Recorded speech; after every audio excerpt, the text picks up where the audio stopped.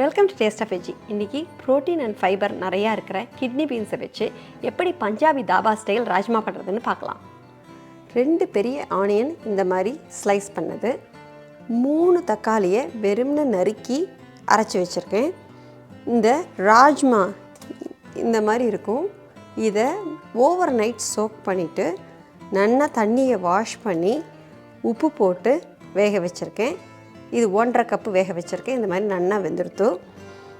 Oil 3 table spoon, கொஞ்சோண்டு butter டேஸ்ட்டுக்கு, garlic ஒரு 10 கார்லிக்கு, ஒரு 3 இன்ச்சு ஜிஞ்சர், 2 பச்சை மிளகா, கரம் மசாலா, ஹோல் கரம் மசாலா 2 பிரிஞ்சி இலை, 2 சினமன் ஸ்டிக்கு, 1 டீஸ்பூன் சீரகம், ஒரு பெரிய இலாச்சி சொல்லுவாங்களே அது, மசாலா பொடியில் 2 டீஸ்பூன் தனியா பொடி, 1.5 டீஸ்பூன் காஷ்மீரி சில்லி பொடி, இது கலர் கொடுக்கும், 3/4 டீஸ்பூன் காரப்பொடி வச்சுருக்கேன். உங்களுக்கு காரம் கூட வேணும்னா நீங்கள் நிறையா வச்சுக்கலாம். இங்கே 2 பச்சை மிளகாய் வேறு வச்சு அரைக்க போகிறோம், அதனால் நான் 3/4 டீஸ்பூன் வச்சுருக்கேன். 1/2 டீஸ்பூனுக்கு சீரகப்பொடி, மஞ்சப்பொடி, கரம் மசாலா பொடி, 3/4 டீஸ்பூன் ஆம்ச்சூர் பவுடர், இந்த மாங்காய் பொடின்னு சொல்லுவாங்கள்ல அது, இங்கே கஸ்தூரி மேத்தி ஒரு 1.5 டீஸ்பூன் வச்சுருக்கேன். அப்புறம் சால்ட் டு டேஸ்ட். இது எப்படி பண்ணுறதுன்னு பார்க்கலாம். வாணலி சுட்ட உடனே எண்ணெயை ஆட் பண்ணிக்கலாம். எண்ணெய் சுட்டுடுத்து இப்போ ஆனியனை போட்டு நல்லா வறுத்துக்கலாம். ஆனியன் நல்லா ப்ரௌன் ஆகிற வரைக்கும் வறுக்கணும்.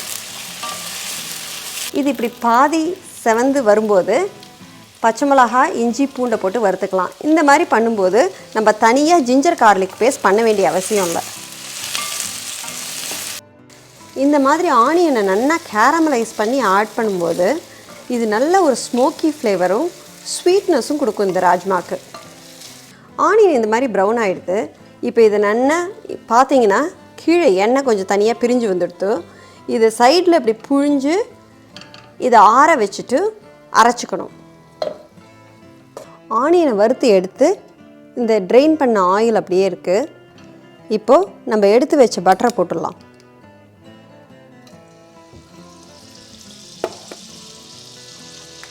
Butter melt ஆகிடுத்து.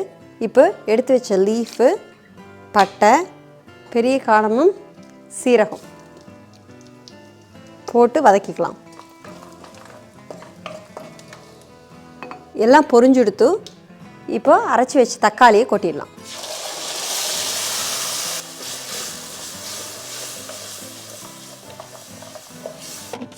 தக்காளி மீடியம் ஃப்ளேமில் இந்த மாதிரி 5 நிமிஷமாக கொதிச்சுன்னு இருக்கு. ஆனியனை தண்ணி ஊற்றி இந்த மாதிரி ஃபைன் பேஸ்ட்டாக அரைச்சிட்டு வந்தாச்சு. இதை இப்போ ஆட் பண்ணிடலாம்.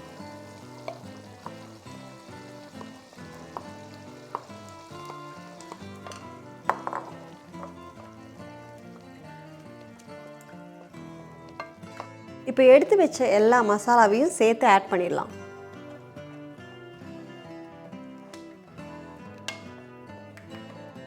இதில் இப்போ ஒரு 1/2 டம்ளர் தண்ணியை ஊற்றி நல்லா மிக்ஸ் பண்ணி மூடி போட்டு நல்லா வேக வைக்கலாம்.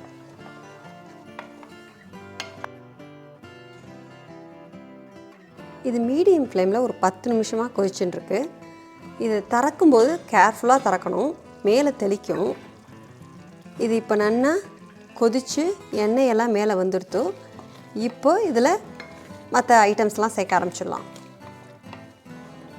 முதல்ல ஆம்ச்சூர் பவுடர் எடுத்து வச்சதை ஆட் பண்ணிடலாம். நம்ம எடுத்து வச்ச கஸ்தூரி மேத்தியை இந்த மாதிரி கையில் போட்டு நல்லா க்ரஷ் பண்ணிவிட்டு போடணும்.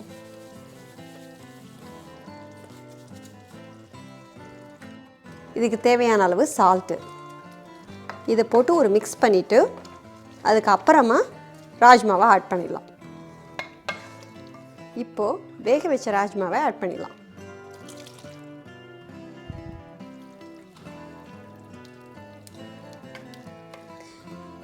இந்த ராஜ்மா மசாலாவோட கொஞ்சம் நேரம் நல்லா கொதிக்கணும். அதனால் இன்னும் ஒரு 1/2 டம்ளர் தண்ணியை ஊற்றிட்டு இதை மூடி போட்டு மீடியம் ஃப்ளேமில் கொதிக்க வைக்கலாம். தண்ணி ஊற்றிடலாம்.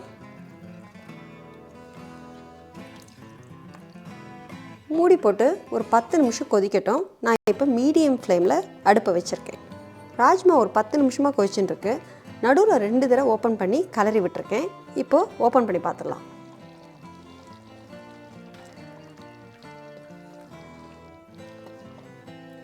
நல்லா கொதித்து சேர்ந்தெடுத்து இந்த மாதிரி இருக்கும் ராஜ்மா.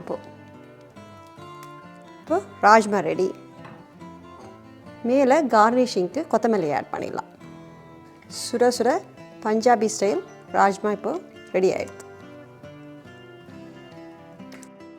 இன்றைக்கி நான் ராஜ்மாவை பரோட்டா, கீ ரைஸ், நம்ம சவுத் இந்தியாவில் தக்காளி, வெங்காயம், மசாலா, பால் ஊற்றி ஒரு கீ ரைஸ் பண்ணுவாங்க. அந்த ghee rice, tomato cucumber raita, mangoes இதோட சர்வ் பண்ண போகிறேன். இந்த ராஜ்மாவை நீங்கள் வீக் நைட் மீலாக ஆக்கிறதுக்கு 2 டிப்பு. 1, வெங்காயம், இஞ்சி, பூண்டு நம்ம வதக்கினோம்ல, அதை வதக்கி கிரேவியாக அரைச்சி ஐஸ் க்யூப்ஸ் இருந்ததுன்னா ஐஸ் க்யூப் ட்ரேயில் நீங்கள் ஃபில் பண்ணி வச்சுட்டிங்கன்னா என்றைக்கு வேணுமோ நீங்கள் ஃப்ரீசர்லேருந்து எடுத்து யூஸ் பண்ணிக்கலாம். டிப் 2, நீங்கள் இந்த பேஸ் கிரேவி பண்ணுறோம்ல, அந்த கிரேவியையே மொத்தமாக பண்ணி ஆற வச்சு நல்லா ஒரு சீல் பண்ண கவரில் போட்டு ஃப்ரீசரில் வச்சுட்டிங்கன்னா என்றைக்கு வேணுமோ ராஜ்மாவை வேக வச்சு அந்த கிரேவியும் போட்டு கொதிக்க விட்டிங்கன்னா குயிக்காக உங்களுக்கு வேலை முடிஞ்சிடும். இந்த வீடியோ உங்களுக்கு பிடிச்சிருந்ததுன்னா லைக் பண்ணுங்கள், சப்ஸ்கிரைப் பண்ணுங்கள், உங்கள் ஃப்ரெண்ட்ஸோட ஷேர் பண்ணுங்கள். இன்னொரு டேஸ்டி ஹெல்த்தி ரெசிபியோட அடுத்த வீடியோவில் பார்க்கலாம். பாய்.